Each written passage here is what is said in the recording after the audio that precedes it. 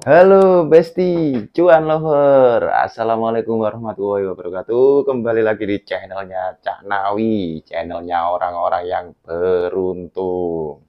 Oke, kali ini saya akan berbagi cerita tentang ngepoin anak orang kaya. Nah, ini terinspirasi dari tadi malam setelah saya upload video soal anaknya orang kaya itu.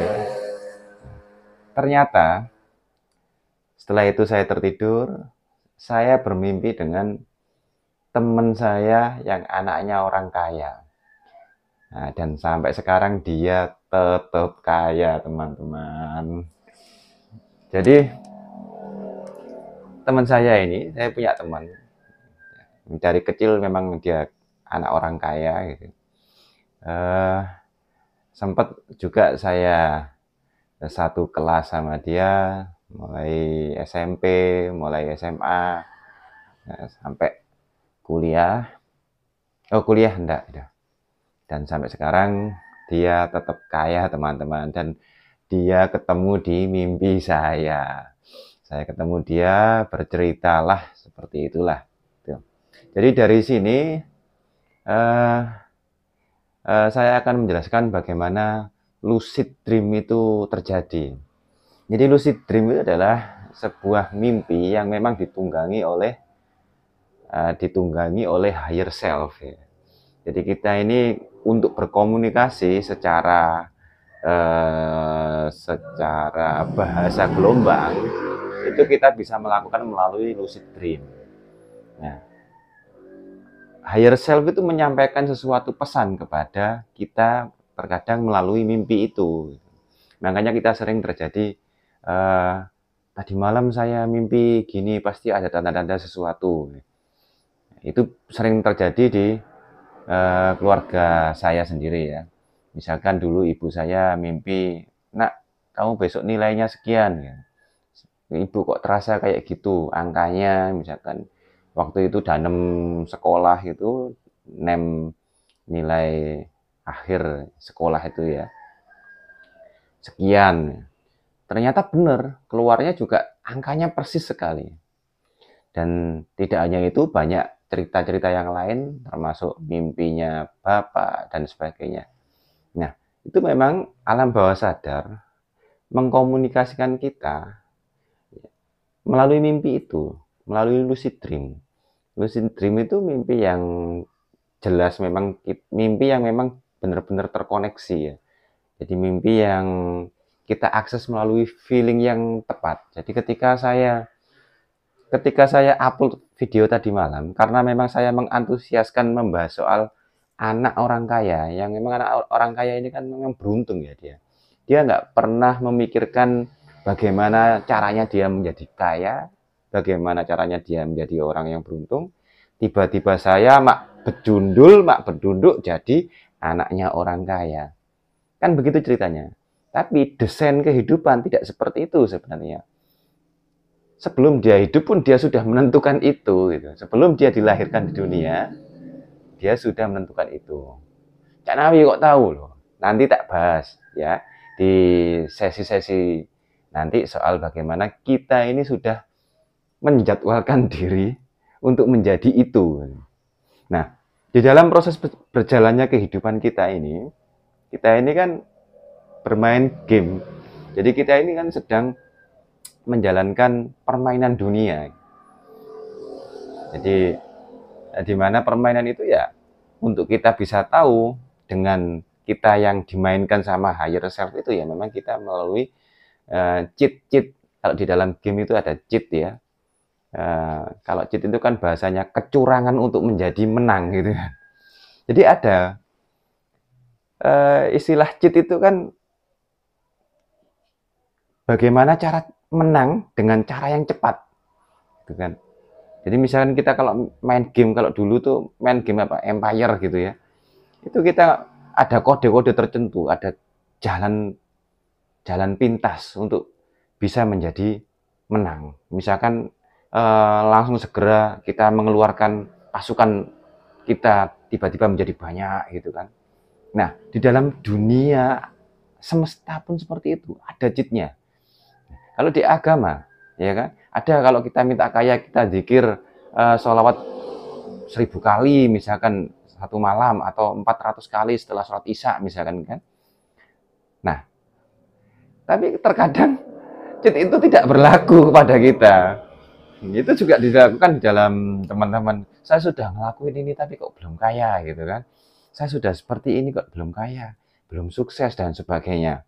Saya sudah misalkan loa berafirmasi itu ternyata kok belum terjadi gitu kan. Nah, makanya kita harus mengetahui ilmu ini sedemikian rupa. Semakin kita mengetahui ilmu ini, maka semakin kita ekspor di bidang kehidupan kita, permainan hidupan kita. Jadi kalau kita mau bermain bola, walaupun kita itu ahli dalam menggiring bola, tapi kalau kalian tidak tahu tentang peraturan bermain bola, ya kalah tetap gitu kan. Asal aja kamu giring kemana kemari, nggak tahu ini ada batas apa offset gitu kan. Asal giring kalian posisi di back tapi kalian menjadi player gitu kan, jadi nggak karu-karuan gitu. Walaupun Anda pinter giring gitu, giring bola, tapi kalian tidak tahu caranya bermain bola. Sama di kehidupan kita. Walaupun kalian ngerti cheat-nya itu, tapi kalian tidak tahu cara memainkan kehidupan ini, ya tetap KO gitu kan. Jadi begitu.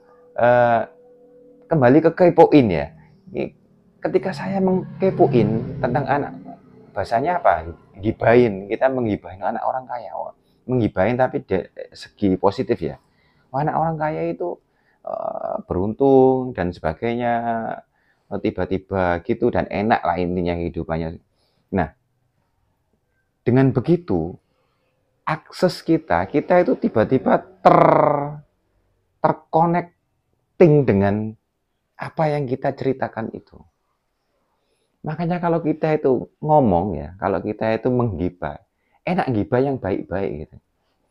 Contoh, kamu mengidolakan siapa? Albert Einstein. Kamu mengidolakan misalkan kalau sahabat-sahabat kaya itu Utsman bin Affan, Abdurrahman bin Auf gitu kan. Kemudian Abu Bakar. Maka kita itu akan terconnecting dengan beliau. Mengidolakan orang terkaya di dunia sekarang Elon Musk, kita akan terconnecting dengan dia. Loh, kok bisa? Saya bilang berkali-kali, energi itu melompat menembus dimensi ruang dan waktu, teman-teman. Jadi, kita terconnecting tidak hanya waktu sekarang, waktu masa lalu pun terconnecting, ya, bahkan sampai masa depan. Ngeri kawan-kawan kalau sudah tahu ilmu ini. Ini ilmu, saya nggak mau ngomong mahal ya. Nanti sok-sokan nih mahal.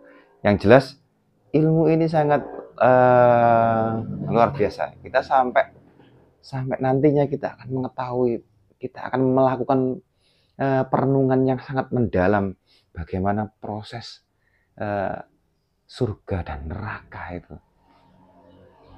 Ini dari segi sains ya. Kalau nanti saya ngomong dari segi agama, wah dibantah sama ustadz-ustadz, para habaib saya kan, sama para ulama. Walaupun kakek saya sendiri juga ulama, kiai gitu kan. Jadi ini bercerita tentang dari segi sains. Energi memang diciptakan itu secara multiverse. Untuk bahas multiverse nanti kita jelaskan. Kita di connecting, dikepoin orang kaya tadi ya. Nah, ketika saya mengakses ke anak orang kaya, kita terhubung. Anak orang kaya itu memunculkan energi-energi vibrasi yang tinggi, teman-teman. Karena apa? Dia tidak melakukan usaha apa-apa, dia tidak mengconnecting apa-apa. Maksudnya tidak mengakses apa-apa. Kalau kita ini kan latihan. Kalau kita yang lagi belajar untuk menjadi kaya ini kan kita meningkatkan vibrasi kebahagiaan, melatih skill kita untuk bisnis, kita melatih skill kita untuk belajar, kuliah, dan sebagainya. Untuk apa sih? Sebenarnya kan untuk kemakmuran ya, untuk kejayaan. Bahasanya orang tua dulu, uripmu cek gak sorole kan gitu. Hidupmu biar nggak sengsara gitu. Nah, anak orang kaya ini sudah dari segi genetik, dari segi bibitnya itu sudah terpenuhi. Ya, sehingga maka dari itu ini berpesan pada anak-anak orang kaya harus tetap selalu menjaga ini, menjaga vibrasinya, tetap harus melatih diri, tetap harus supaya apa? Supaya tidak kembali ke lingkaran di mana sebelum-sebelumnya, orang tua sebelumnya. Jadi intinya dia lebih expert untuk menjadi seorang beruntung itu lebih cepat, lebih mudah gitu. Ada juga genetik orang cerdas gitu kan, ada juga genetik orang beruntung. Terus tiba-tiba ini cerita ya, ada orang beruntung gitu, sudah beruntung anaknya orang kaya misalkan menikah dengan seseorang yang kurang beruntung. Nah, tiba-tiba dalam perjalanan dia terpisah. Itu bisa terjadi karena ya inilah vibrasi tidak sinkron gitu. Jadi energi ini tidak sesuai dengan jalurnya, nggak sinkron, nggak setara, nggak selaras lah bahasanya seperti itu. Jadi kalau kita untuk menjadi orang-orang yang beruntung itu cukup kita itu mengkonektingkan diri kita, mengapresiasi. Kita kan suka mengapresiasi, wah enak ya, enak. Mengagumi. Rasa kagum itu ya, teman-teman, rasa kagum itu meningkatkan neurografikal art yang ada di dalam otak kita. Saraf-saraf kita itu kalau kita mengapresiasikan, berarti kan kita sedang memvisualisasi. Ini berjalan saraf-saraf otak kita. Semakin kita mengapresiasikan sesuatu, maka saraf kita semakin lebar, semakin luas. Maka jika sudah luas, sudah lebar saraf itu, maka kita mudah untuk apa? Mencapai yang sesuatu itu. Jadi kita mudah mewujudkan apa yang kita kagumi seperti itu. Jadi inilah permainan variabel semesta yang sering saya bahas ya. Unik sekali. Ya, sering-seringlah kalian untuk mengapresiasi sesuatu, termasuk video ini, atensi video ini. Nanti kalau kalian sering-sering nonton video ini, pasti mimpi ketemu saya. Itu sering-sering terjadi. Jadi pasti itu suatu saat gitu. Ya semoga saja yang mengapresiasikan saya juga orang beruntung. Jadi kita terkoneksi gitu kan. Orang-orang yang beruntung kita terkoneksi, orang-orang yang kaya, yang cuan-cuan lover positif kita terkoneksi. Nah, kita menjadi orang-orang yang makmur kan gitu, yang suka berbagi, yang bermanfaat bagi seluruh alam semesta. Oke, sekian dari Cak Nahwi. Kita akan lanjut bahas yang lebih luar biasa lagi ke channel-channel berikutnya. Assalamualaikum warahmatullahi wabarakatuh.